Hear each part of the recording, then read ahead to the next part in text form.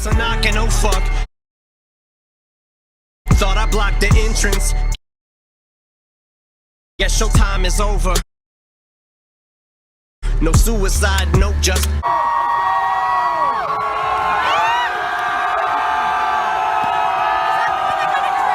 The target distance. But if you'd like to know the reason why I did this, you'll never find a motive. Truth is, I have no idea. I am just this stuff. No signs of mental illness, just trying to show you the reason why we're so fucked. Cause by the time it's over, we'll make the slightest difference. I don't wanna be alone. I don't wanna be alone. I don't wanna be.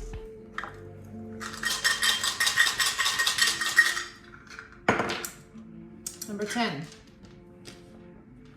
Endings. It's over. We're done. So dramatic, right? Sounds like. Let's just be quiet. Venus.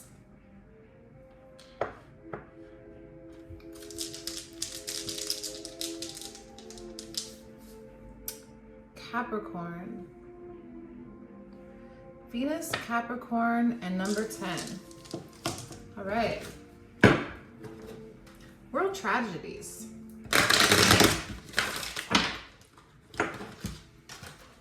I've been feeling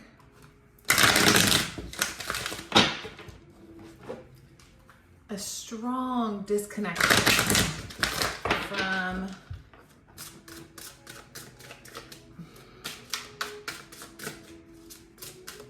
the narrative. You know, I see this barbaric ritual we call sports play out in my reality,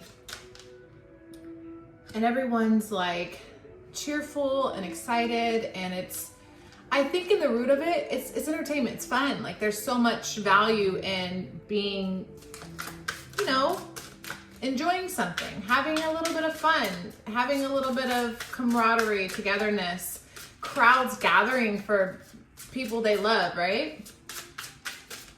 There's amazement and talent, skill, being able to precisely do something so skillfully to the point where you want to go pay people millions of dollars to perform this act, right?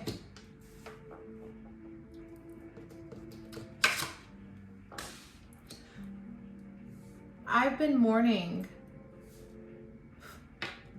I've been feeling the mourning, okay? Capricorn and Venus, number 10. What's over? Number 10 is to signify like the end of things, the accomplishment of things, the overabundance of things. It's two numbers, the only two numbers that exist together, right? Because anything is just amplifying. Like we have 1 through 9, and then there's 10, because 10 completes the set. Anything else is just duplicated, right? And to some extent, it doesn't even exist because it's really 0 through 9. And here we are at a 10. Capricorn and Venus. So we're talking about climbing to the heights of unimaginable achievements, of success, of worldly matters, of the arena, right? The glorification of gladiators attacking each other, collisions, madness, right? Venus, love, loving that passionately, the passion that's behind the madness of the tragedy. Okay, so basically I'm seeing the Super Bowl as a indicator, a world event, a collective experience. And if we could choose to see like the reality of how horrible what happened was, but break it down for me. Hear me out.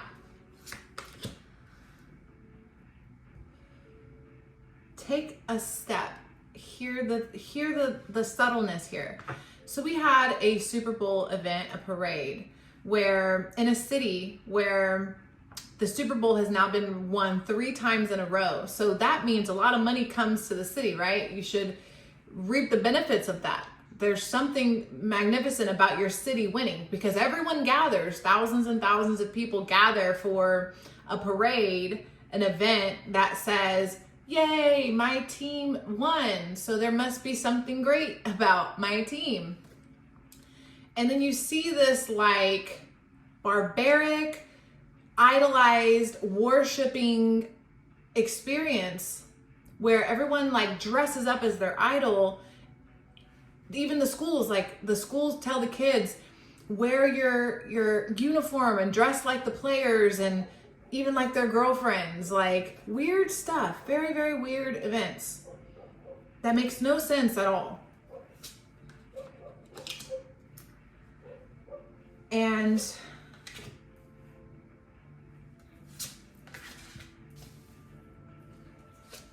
let me get these cards out. I want to break something down here because I'm feeling a deep issue that we're neglecting as a people. Children were shot at this parade. Young children, old children, I don't know, teenagers brought weapons to this event. I don't know the details. You know, I don't need to know them. I just know that people were shot. 9 people were shot. 1 person was killed. Some of them were children, and some of the shooters were young people. And we're talking about an event that happened in a city where the schools, literally none of the schools in the city, unless they're private or, you know, none of the public schools in the city are like, nobody wants to send their kids to these schools. They're not great school systems. I don't know how to put that. They're not accredited. I think there's been 1 accreditation or very minimal. It's just so sad what I'm seeing. I'm seeing Rolexes and fur mink stuff. Very, very expensive, extravagant parties for these hardworking players for sure. But I'm not seeing the community benefit. The community is struggling. The community itself has the terrible streets and education systems, etc., whatever. Now, this isn't just one localized event. This is a world tragedy that we're seeing uptick. Like, we're seeing an uptick in people showing up to events or to crowds or to schools or to spaces where others are being attacked by some sort of perpetrator, some sort of gunman, right? And these events are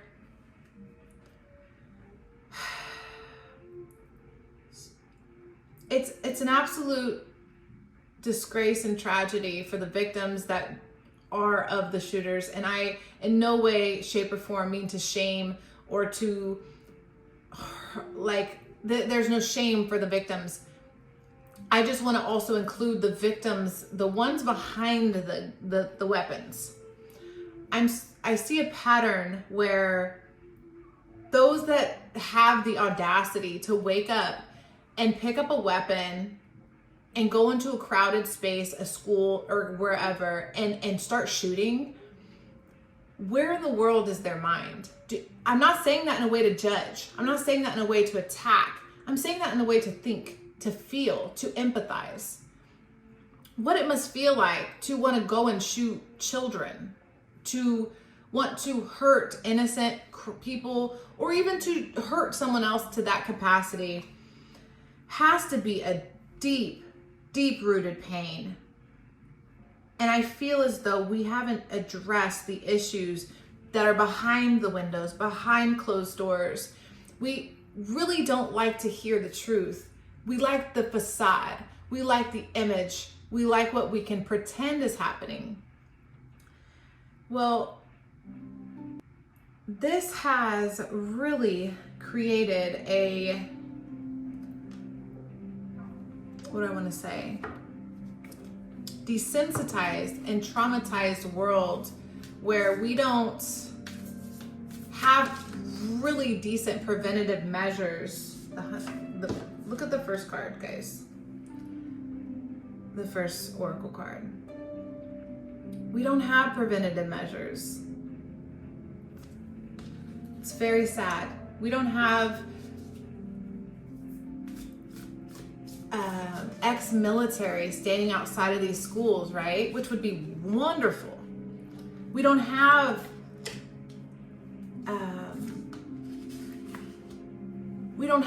the proper protection layer, not just to prevent the actual event, like let me be on guard against the shooter, but actually like, why are we birthing shooters? Why are we in a society where people would even want to do something like that? This is a very moment of silence feeling. I feel our society needs a moment of silence. I move so slow, I speak slow, I think slow. I don't catch many people because I can't catch up. I can't speed up. I have no speed to me in that way. So people are, oh, this is boring, this is stupid, what's she talking about? I'm talking about people that are suffering. And before it comes to your doorstep, this is a way to empathize with those that are in pain. To think about it, like, why would anyone have the need to do something like this?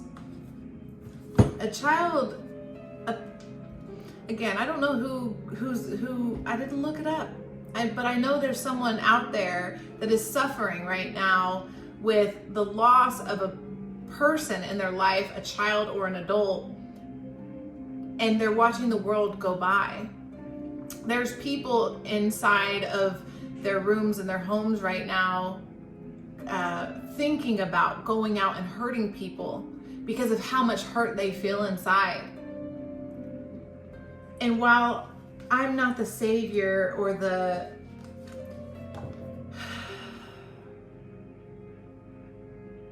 I don't have the perfect solution. But what I do believe is we should take action as a people to heal together. Like number 10 is telling me, like, a moment of silence. Could you imagine if we could just come together and recognize that we're dealing with envy, no, gluttony, and pride, that it's all the 7 deadly sins, quite honestly, because those that are picking up weapons to go hurt people, how much agony and anger and rage and then numbness must it feel like to do something to that extent? Why in the world would anyone choose that route? It's not because they want to just release the pain, just release the tension and the buildup, right? That's inside of them that they literally can't. It's just so much, right? It's not just that, but it's also the statement. People are being made example. And when it's children, my God, if we could not see the seriousness of that, it's blown my mind watching over years the school, events, that the tragedies, and we really don't do anything about it. There's very minimal things that happen, conversations, putting little buzzers on the doors, but in my own community and and all the news reports, there's still a significant number of people suffering and in pain and hurting with nothing being done about it. And I know we want to point fingers and say, well, you know, stop being so emotional, deal with your problems, good riddance, let that person should DIE, whatever, right? All these horrible things to say to anyone. Those people are people too. And a lot of times they're kids or young people, like 20s. It doesn't even matter. They can be 50-year-old, okay? We're talking about the eternal child. The internal child within them is what's suffering. And that internal child is naively and impulsively and, you know how when kids act out, kids respond or reactive abuse is reactive abuse.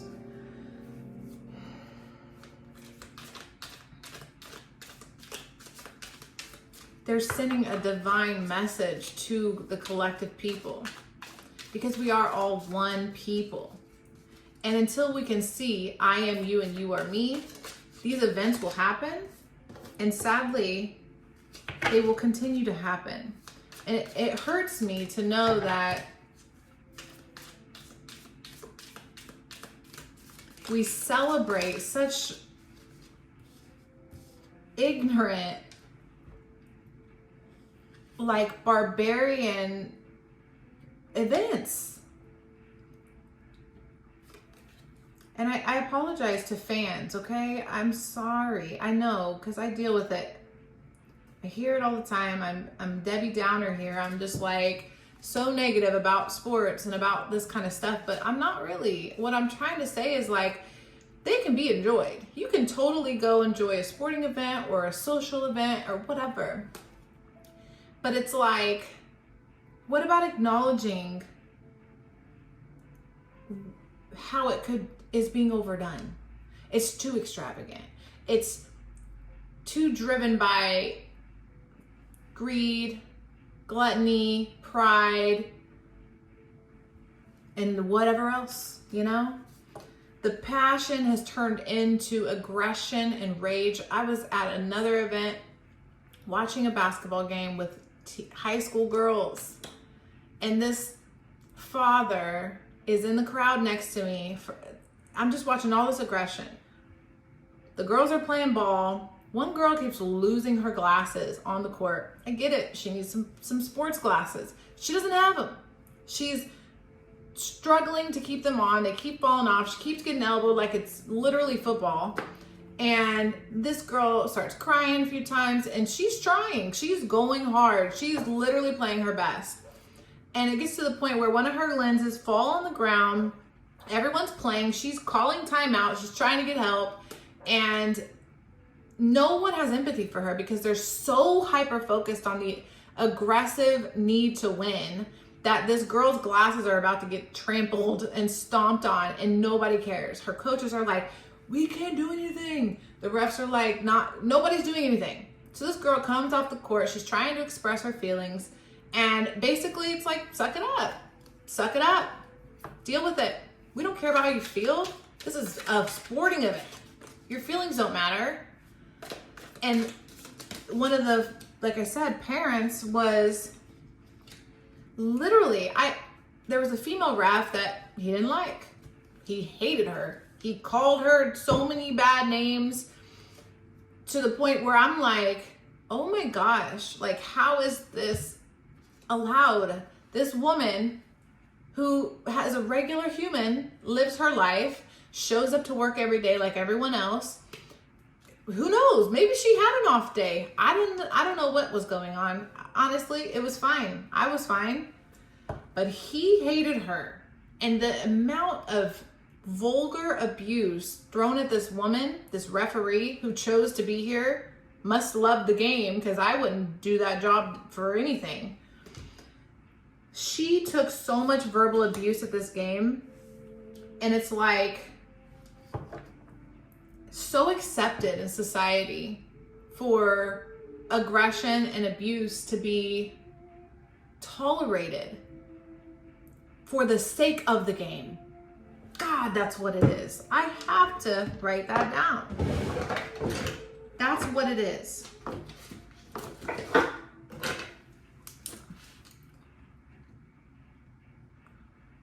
This could be a great moment of silence or skip forward, you know?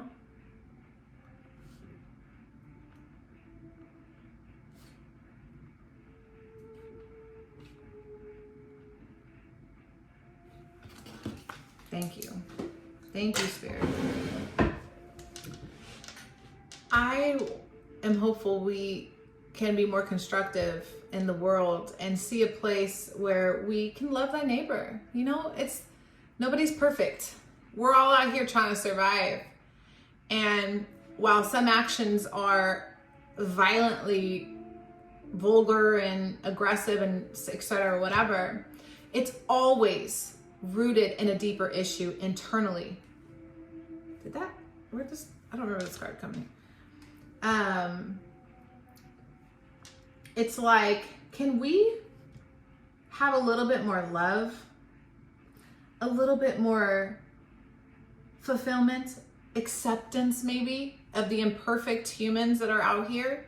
Because no one's perfect.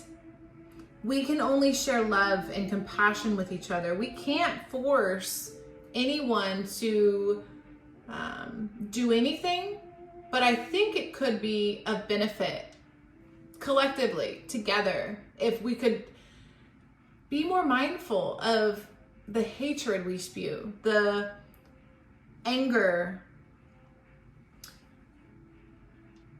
It's like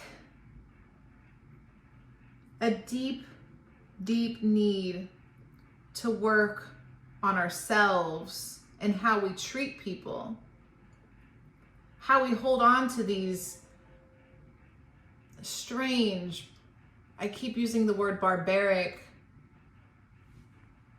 like, I don't even know. Whatever sports are, to me, is barbaric. I feel like we're way more advanced than that. And I'm not saying all sports, please don't attack me here. But it's like a huge part of the today's representation of sports and the sport of hunting, right? Because we got the hunter, the sport of violence, the sport of attack.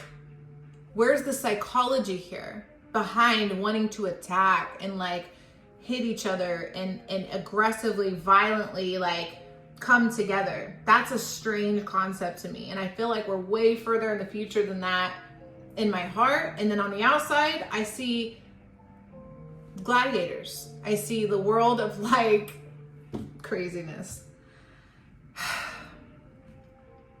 So that's what I have. Thank you so much for watching.